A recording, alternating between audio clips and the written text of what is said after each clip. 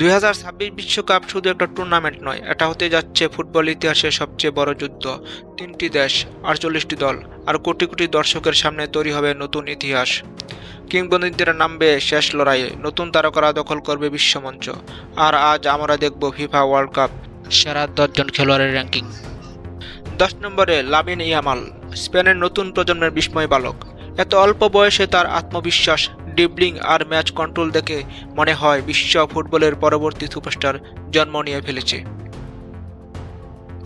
9 নম্বরে Harry Kane, ইংল্যান্ডের goal machine, এখনও বিশ্বের সবচেয়ে ভয়ঙ্কর স্ট্রাইকারদের একজন। গোল করার ক্ষুধা আর বড় ম্যাচে পারফর্ম করার ক্ষমতা তাকে 2026 বিশ্বকাপে ভয়ঙ্কর করে তুলবে। 8 নম্বরে কেভিন ডি ব্রুইনা, ফুটবলের সবচেয়ে সৃজনশীল প্লেমেকারদের একজন। তার পাসিং আর গেম ভিশন মুহূর্তেই ম্যাচের গতিপথ বদলে দিতে পারে।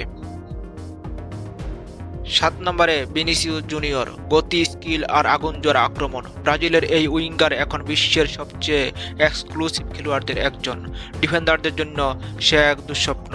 6 নম্বরে জুড বেলিংহাম, ইংল্যান্ডের মিডফিল্ড জেনারেল, শক্তি, বুদ্ধিমত্তা আর নেতৃত্ব সবকিছু মিলিয়ে সে আগামী দশকের ফুটবল শাসন করার জন্যই তৈরি। 5 নম্বরে নেইমার জুনিয়র, হয়তো এটাই ব্রাজিলের হয়ে তার শেষ বিশ্বকাপ। ইনজুরি তাকে থামিয়েছে বহুবার, কিন্তু ফিট নেইমার এখনও বিশ্ব ফুটবলের সবচেয়ে জাদুকরী প্লেয়ারদের একজন। 4 নম্বরে আর্লিং হালান্ড, গোল করার জন্য জন্ম নেয় এক দানব। যদি এটাই হয় প্রথম বিশ্বকাপ হয়, তাহলে পুরো পৃথিবী দেখতে পারে এক বিধ্বংসী স্ট্রাইকারের আধিপত্য। 3 নম্বরে কিলিয়ান এমবাপ্পে, ইতিমধ্যেই বিশ্বকাপ জয়ী, ইতিমধ্যেই সুপারস্টার, কিন্তু তার ক্ষুধা এখনও শেষ হয়নি। 2026 বিশ্বকাপে সে ভাঙতে পারে অসংখ্য রেকর্ড। 2 নম্বরে ক্রিস্টিয়ানো রোনালদো, ষষ্ঠ বিশ্বকাপ।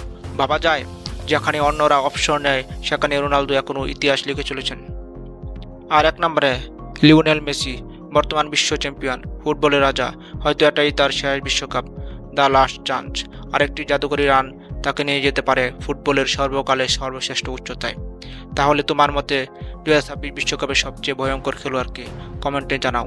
আর এমন আরও এলিট ফুটবল কন্টেন্টের জন্য এখনই সাবস্ক্রাইব করো এরিনা পালস স্পোর্টস। ধন্যবাদ।